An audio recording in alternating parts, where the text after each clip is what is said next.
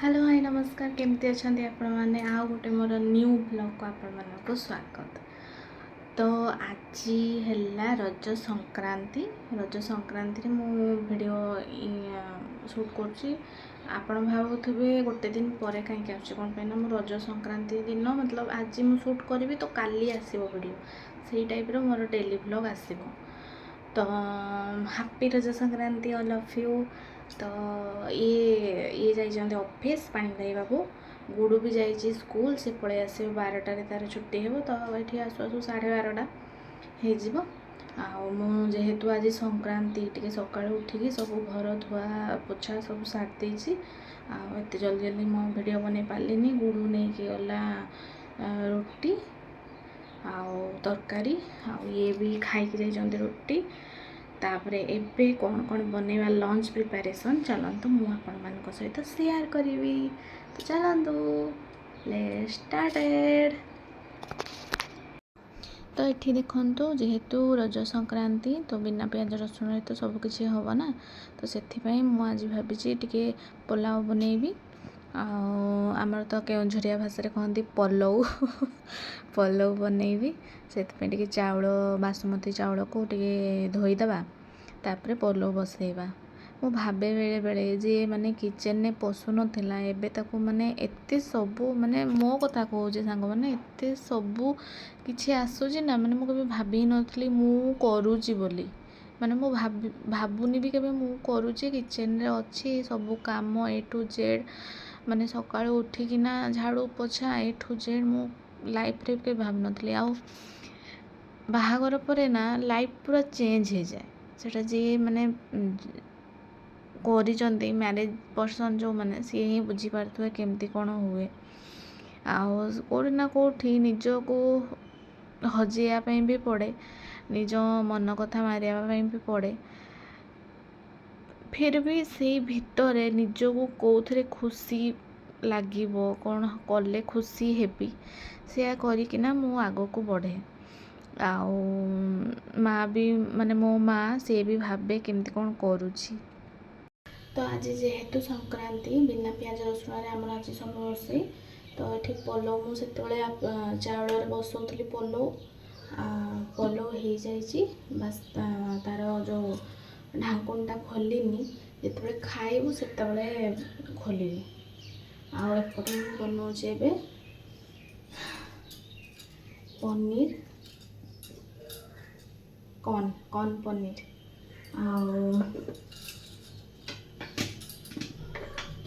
आज जेहेतु बिना प्याज रसुण तो यहाँ गोटे पेस्ट बनई काजू बादाम किशमिश टमाटो आ चिली तार पेस्ट बनई चारिमगज एगुड़ा पुस्त पुस्त एड़ा सब देना एमती गोटे गाढ़ा पेस्ट बनई बिना प्याज रसुण एगुड़ा नहेले भल लगनी। तो चलतु देखा केमती कौन बनाऊँ चलतु। और कड़ाई गरम हो जाइए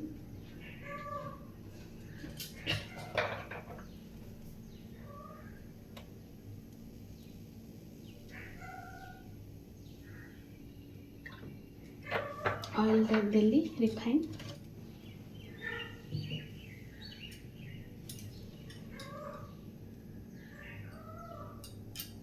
ताते आसची जेहेतु आज बिना प्याज रसुण तो प्याज तो फुटे पारिनी ना कि आ कुछ फुटे पारिनी से मसला डायरेक्ट तेल रे ही देबी।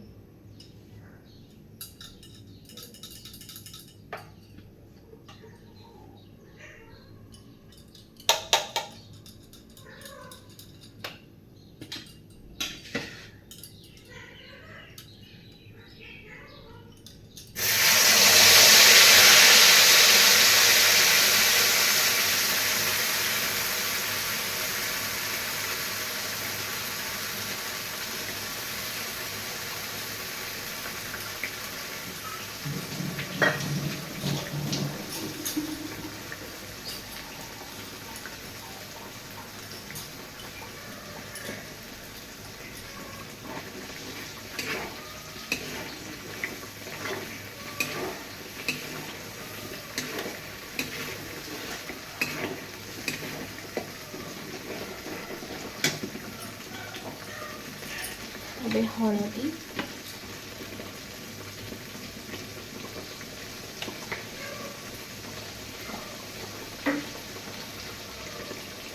ସ୍ୱାଦ ଅନୁସାରେ ଆପଣ ଯେତେ ଖାଆନ୍ତି ସେ ଅନୁସାରେ ଆପଣ ଲୁଣ ଦେବେ।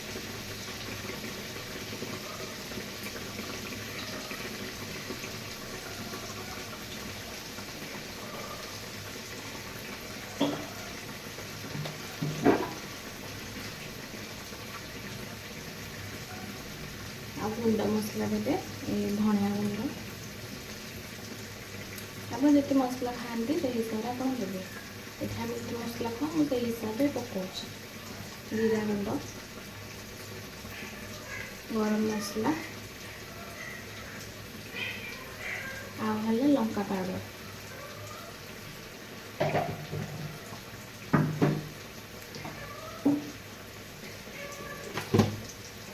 ଦେଖୁଛନ୍ତି ମୁଁ ଦେଖିକି ଜାଣିପାରୁଥିବେ କେତେ ଗରମ ହେଉଛି ଏଠି। ଆଉ ଖରାଦିନେ ରୋଷେଇ ଗୋଟେ ଟଫ୍ କାମ ମୋତେ ଲାଗେ।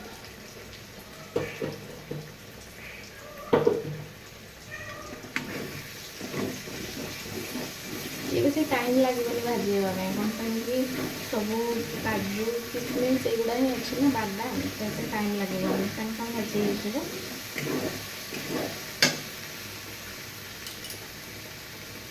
ଆଉ ଭାବୁଥିବେ ପନିରକୁ ମୁଁ ଖାଲି ପକେଇବି, ଭାଜିକି ବି ଆପଣ ପକେଇ ପାରିବେନି, ଫ୍ରାଏ କରିକିନା ପନିରକୁ, କିନ୍ତୁ ମୋତେ ଟିକେ ଖାଲି ଭଲ ଲାଗେ, ସେଥିପାଇଁ ମୁଁ ଖାଲି ପକଉଛି।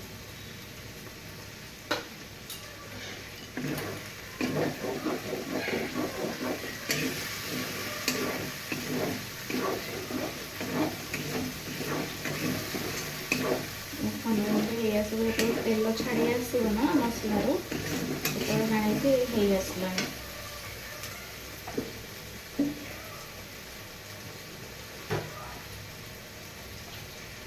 ଲଙ୍କା ପାଉଡ଼ର ଟିକେ ଦେଇଦେବେ, ଆପଣ ଯେତେ ଲଙ୍କା ଖାଆନ୍ତି ସେଇ ହିସାବରେ ଆପଣ ଲଙ୍କା ଦେବେ।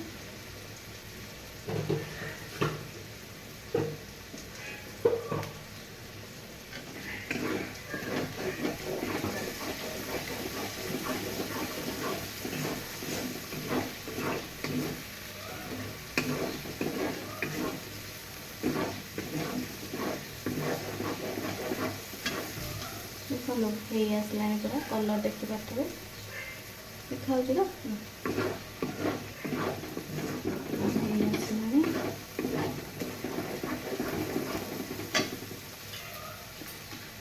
ଏବେ ଯେଉଁ ପନିର ଅଛି ତାକୁ ପକାଇଦେବି। ଆଉ ପନିରକୁ ବେଶୀ ସମୟ ଘାଣ୍ଟିବେନି, କ'ଣ ପାଇଁକି ଯଦି ଫ୍ରାଏ କରିଥିବେ ଆପଣ ତାହେଲେ ବେଶୀ ସମୟ କିଛି ସମୟ ରଖିପାରିବେ। ଯଦି ଆପଣ କଞ୍ଚା ପକାଇଥିବେ ତାହେଲେ ବେଶୀ ସମୟ ତାକୁ ଘାଣ୍ଟିବେ ଯଦି ସେ ଆପେ ଆପେ ଭାଙ୍ଗିଯିବ। ତ ସେଥିପାଇଁ ହାଲକା ଚଲେଇବେ, ତାପରେ ସାଙ୍ଗେ ସାଙ୍ଗେ ପାଣି ଦେବେ।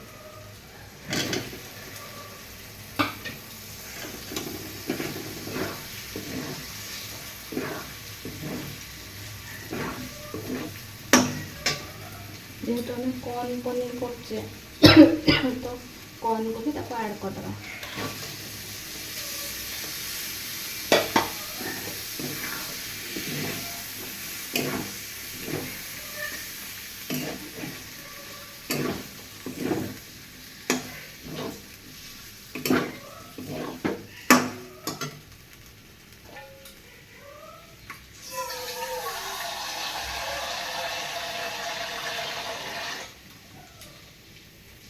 ଦେଖନ୍ତୁ ପାଣି ଆଡ଼୍ କରିବା।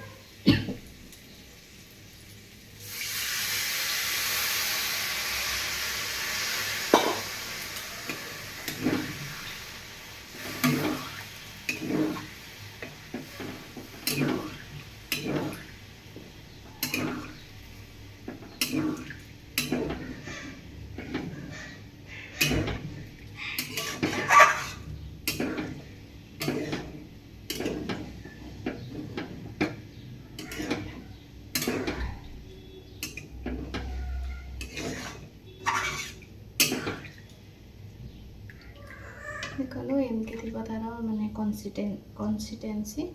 ତ ଚାଲନ୍ତୁ ତାକୁ ଟିକେ ଫୁଟାଇବା ପାଇଁ ଛାଡ଼ିଦେବା। ତାପରେ ତ ଏବେ ଦେଖନ୍ତୁ ଆମର ଫୁଟି ଆସିଲାଣି, ଆଉ ପୁରା ଏଇ କନସିଷ୍ଟେନ୍ସି ରହିବ, ମାନେ ଏମିତି ବହଳିଆ ହିଁ ରହିବ।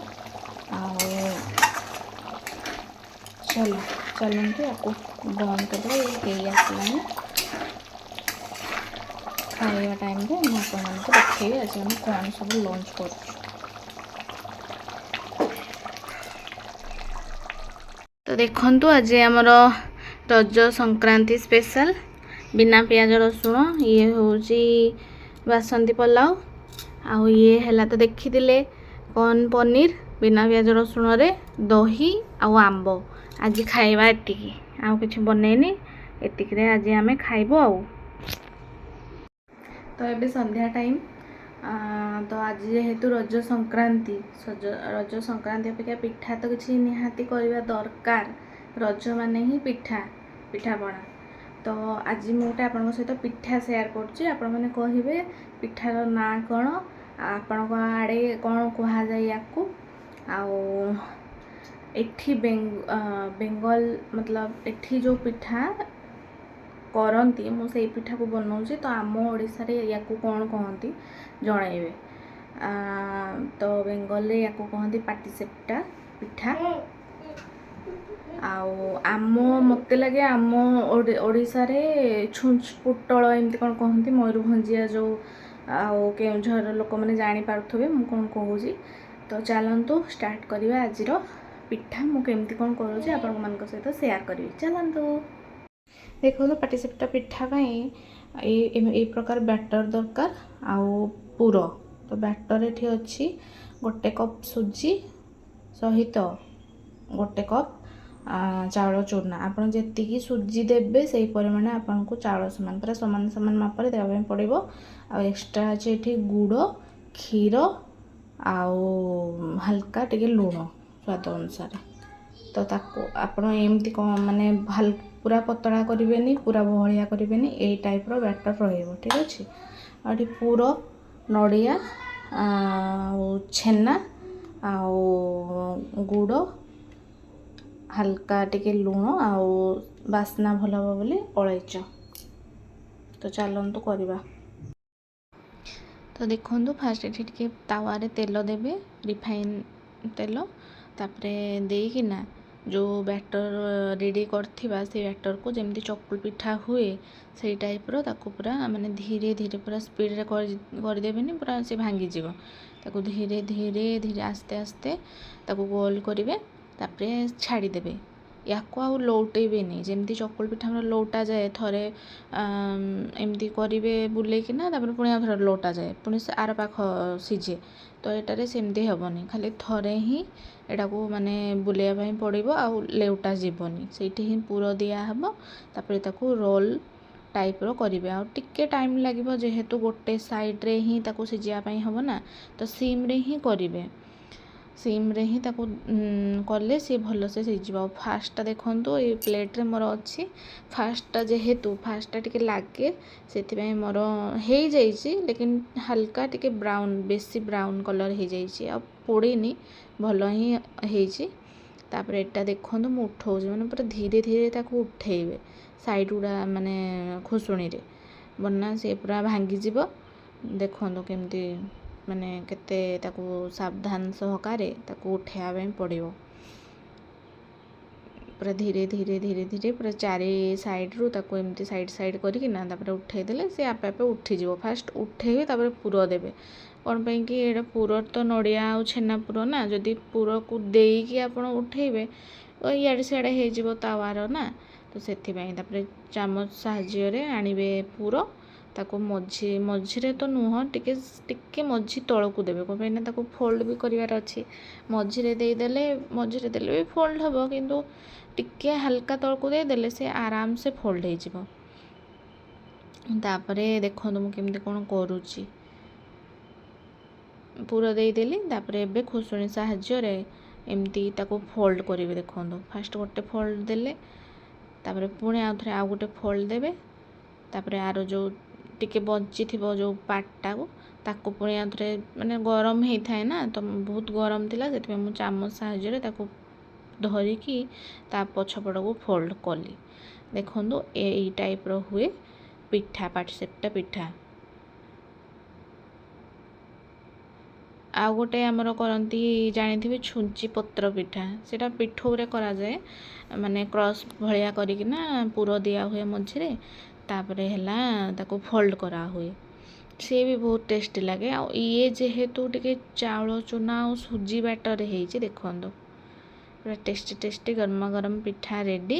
ଆଉ ବିରି ପିଠା ତ ସମସ୍ତେ କରୁଥିବେ, ସେଥିପାଇଁ ମୁଁ ଟିକେ ନୂଆ ପିଠା ଟ୍ରାଏ କଲି।